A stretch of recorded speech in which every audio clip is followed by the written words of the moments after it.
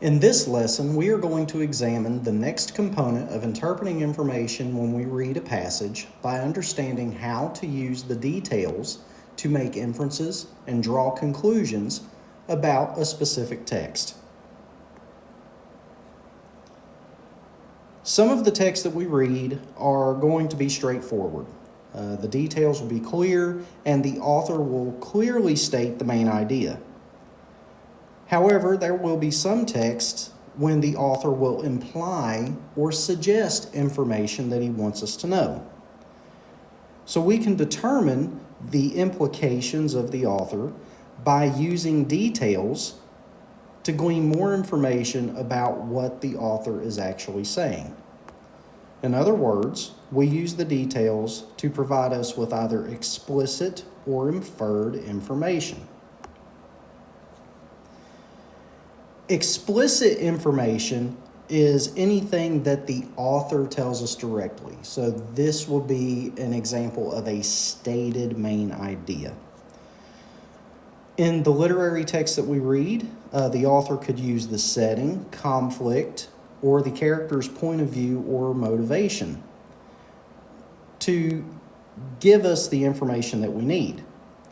In informational texts, he or she could use key points, facts, details, or instructions. So let's take a look at a couple of examples of explicit information given to us by the author.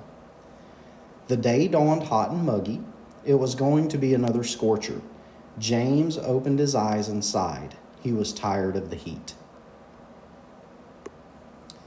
In this case, the author gives us a clear description of the setting and the character's feelings. In the next example, annual plants bloom only once and do not regenerate. They must be replanted each year. So in this case, the explicit information given to us is a clear definition of annual plants.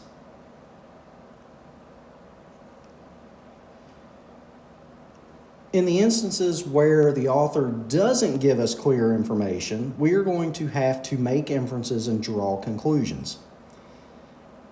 As you recall, an inference is when the author will hint at or suggest something in the passage. And we use the details in the passage to make an educated guess or an inference. To make an inference, we're going to gather clues and determine what, if there actually is anything, that those details and clues have in common. In addition, we're going to use our own life experiences as well as some common sense to figure out exactly what those clues mean. When we draw a conclusion, it is essentially the same process. A conclusion is a larger inference about the whole passage. So we can make inferences about a specific paragraph based on details in that paragraph, or we can draw a conclusion from the entire article by taking the details in each paragraph as a whole. To identify inferred information in a literary text, a good example would be a character stomps into the house and slams the door. Well, based on the character's actions of stomping and slamming, our experience would tell us that more than likely that character is angry. In other words, authors are going to use details, dialogue, characters' thoughts and actions, and even symbols to help guide us towards a particular inference. Often, we will make inferences about the theme or message within the literary text. When we read informational text, the author will use details, examples, facts, imagery, quotes, and comparisons to help guide us toward the inference. It's in the informational text where this is often going to involve what is the main idea? What is that key point that the author wants us to know? How do we use details to make an inference? Well, the best way to determine that is by using an example. James squinted up into the blinding sun, his baseball glove outstretched. He felt pressure in his glove and heard the crowd roar. Suddenly, he was surrounded by teammates as they cheered and patted him on the back. So let's see what kind of an inference we can make based on the information given in this passage. Some of the clues that we have was that he felt pressure in his glove. He heard the crowd roar, and then his teammates cheered and ran to him. So what do these clues tell us about the passage? Well, we can make the inference that James caught the ball and his team won the game. Let's take a look at another example. Many varieties of annual plants thrive in sunny environments. They bloom from early spring until fall. Annuals are also excellent at attracting pollinators because their blooms are often vibrantly colored. Well, the clues that we have is that annuals thrive in sunny environments, they bloom through the summer, and they attract pollinators. So once we consider all things, we can make the inference that annual plants are a good addition to a garden.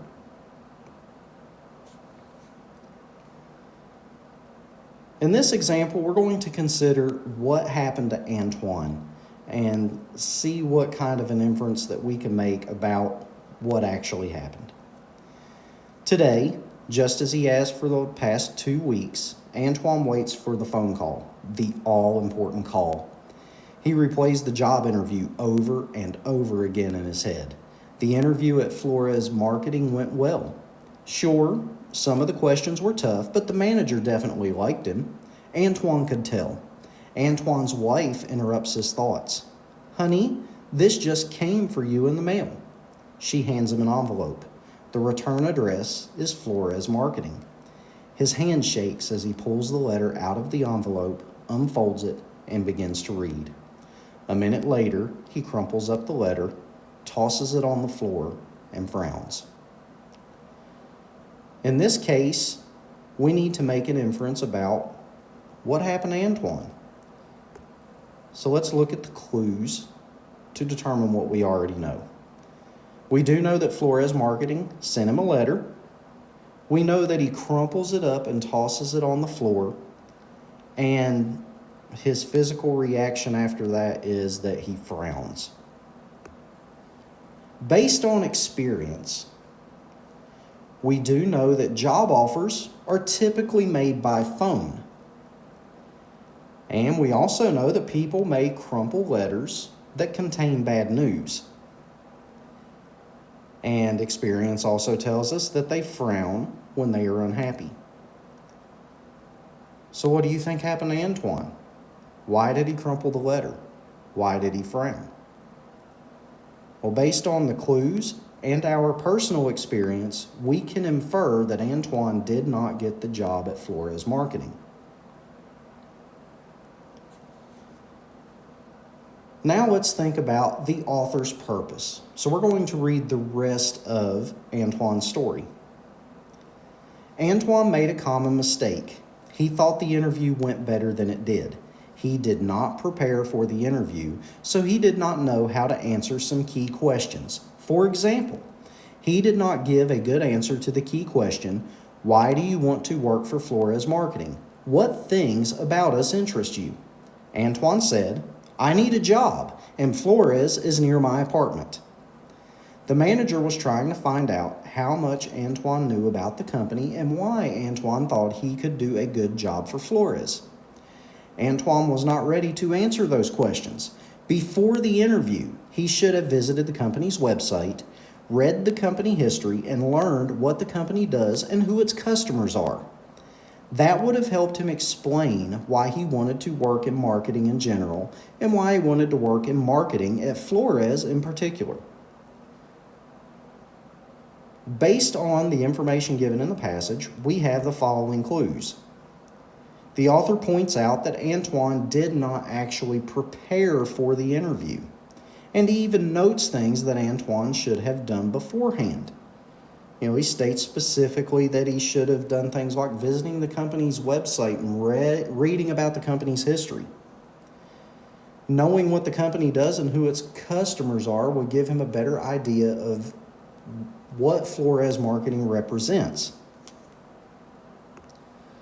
Based on our experience, we know that there are key questions that every interviewer is going to ask.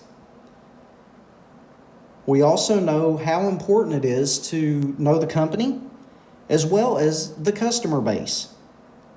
And then finally, you need to know, based on that information, what qualities make you the best candidate for the job. So what conclusion can we draw about the author's purpose? The author is writing to inform job seekers about the things they should do to get hired. The author is using Antoine's mistakes to show us what we should not do during an interview. By showing us those mistakes, we're going to know what we should do. So before we go, let's take a final look at the process of making an inference or drawing a conclusion. So in our first step, we're going to gather clues. We're going to look for the specific details, words, phrases, and sentences within the passage that will help you answer the question you want to answer. So if you recall, in the last lesson, we talked about asking those who, what, when, where, why, and how questions. That's what we're going to be doing to gather the clues that we need. In step 2, we use our own personal experiences.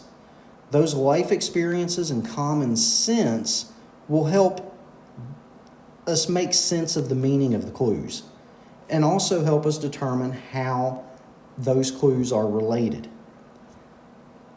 Once we gather our clues, use our own experience, we can then make an inference or draw a conclusion. So we're going to decide what the clues mean and why to make an inference or draw a conclusion about what the author is trying to say.